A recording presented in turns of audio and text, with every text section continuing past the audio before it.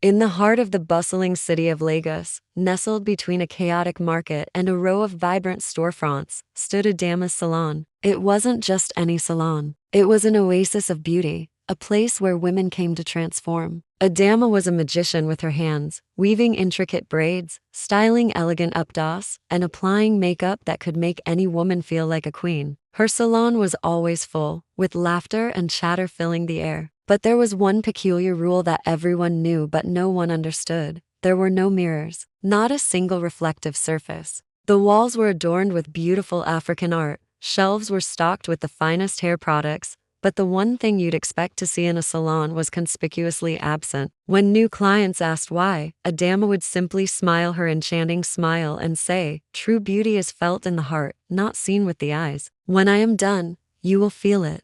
And they did. Her clients left feeling more confident and beautiful than ever before, their reflections only seen once they returned to their own homes. The mystery of the mirrorless salon became a local legend, a quirky trademark that only added to Adamma's allure. But behind that enchanting smile and the artistic excuse lay a secret, a dark and ancient pact that was the true source of her extraordinary talent. Years ago, Adamma was just a struggling hairdresser with a small rundown shop. She was talented, yes, but in a city teeming with stylists, her talent went unnoticed. Days turned into weeks, and desperation began to gnaw at her spirit. One stormy night, as rain lashed against her windows and thunder shook the very foundations of her shop, a strange old woman sought shelter. Her eyes were as old as time, and her presence filled the small room with an unnerving energy. She saw the despair in Adamma's eyes. The old woman introduced herself as a keeper of ancient secrets. She offered Adamma a deal. "I can give you a gift,"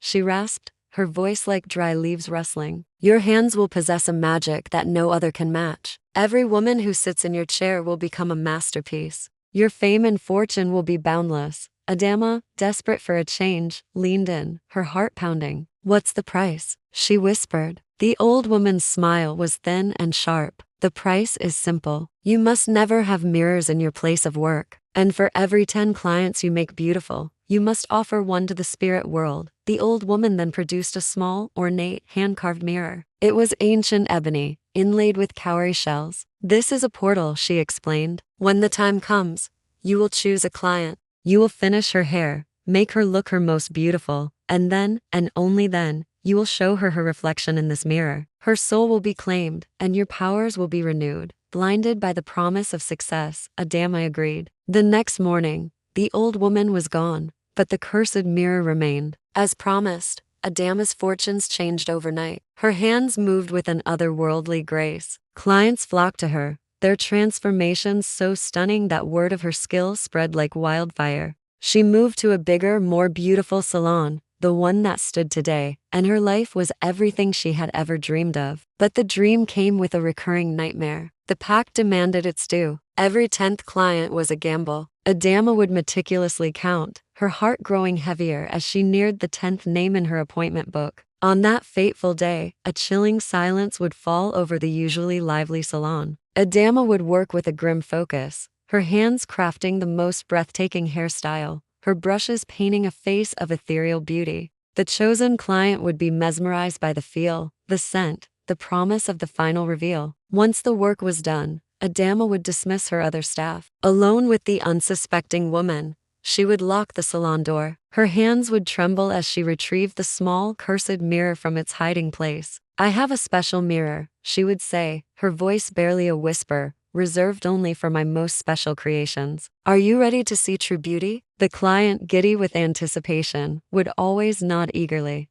As Adamma held up the ebony mirror, the client's eyes would widen, not in delight, but in sheer terror. For a fleeting second, her reflection would stare back, perfect and radiant. But then, it would twist and distort. The beautiful face would age rapidly, skin wrinkling, hair turning to dust. The eyes in the mirror would become hollow, empty voids. A silent scream would form on the client's lips as shadowy hands, spectral and cold, reached out from the mirror's surface, pulling her soul into the dark, reflective abyss. The woman would slump over in the chair, a beautiful but empty vessel, her life force consumed. Adamma would then carry the lifeless body to a hidden room in the back, a cold, sterile chamber where no one ever ventured. The world would simply believe the woman had vanished. A missing persons report might be filed, a family might grieve, but no one ever connected the disappearances to the charming, talented hairdresser in the mirrorless salon. One day, a young, ambitious journalist named Kemi became intrigued by the recurring disappearances in the area.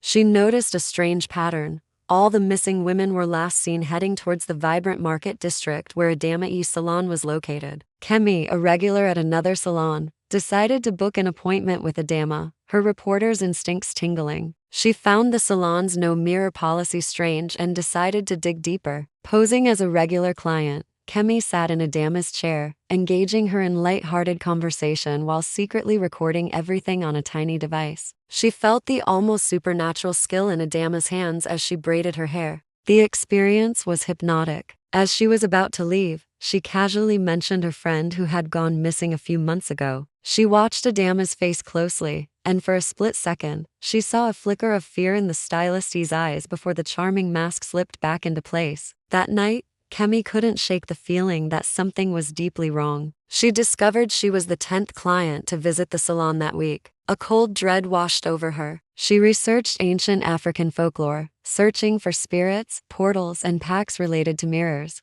She stumbled upon the legend of the soul eaters, spirits who grant boons in exchange for souls, often using reflective surfaces as gateways. The next day, Kemi returned to the salon, telling Adamma she wasn't quite happy with a small detail in her hair and needed a quick fix. Her real plan was to plant a hidden camera. As Adamma worked, Kemi feigned a dizzy spell, creating a distraction that allowed her to place the tiny camera behind a pot of ferns, perfectly angled towards the main styling chair. Kemi counted the new clients. 9. The next one would be the one. The 10th client was a joyful young bride-to-be, getting ready for her wedding day. Kemi watched from her car across the street, her heart pounding in her chest. She saw the other staff leave, the lights dim, and the door lock. It was happening. She immediately called the police, her voice trembling as she explained her terrifying theory. "You have to believe me. She's going to kill her." The dispatcher was skeptical but agreed to send a patrol car to check it out, though Kemi knew they wouldn't arrive in time. Inside the salon, Adamma began the ritual. She unveiled the cursed mirror. "For my most beautiful bride," she whispered. As she held it up, Kemi, watching on her phone from the live feed, saw it all. The bride's face in the mirror contorted in horror. The shadowy hands emerged, grasping, pulling. Without a second thought, Kemi burst from her car. She grabbed a heavy iron tire lever from her trunk and sprinted towards the salon. She smashed the glass of the front door, the sound shattering the night's silence. Adamma spun around, her face a mask of fury and panic. The distraction broke the spell. The hands from the mirror recoiled, and the bride's reflection snapped back to normal before she fainted, falling from the chair. "What have you done?" Adamma shrieked, her voice inhuman. She lunged at Kemi, but Kemi was faster. She swung the tire lever, not at Adamma, but at the cursed mirror in her hand. The ancient ebony artifact shattered into 1,000 pieces. A blood-curdling scream tore from Adamma's throat as the mirror broke. The portal was destroyed,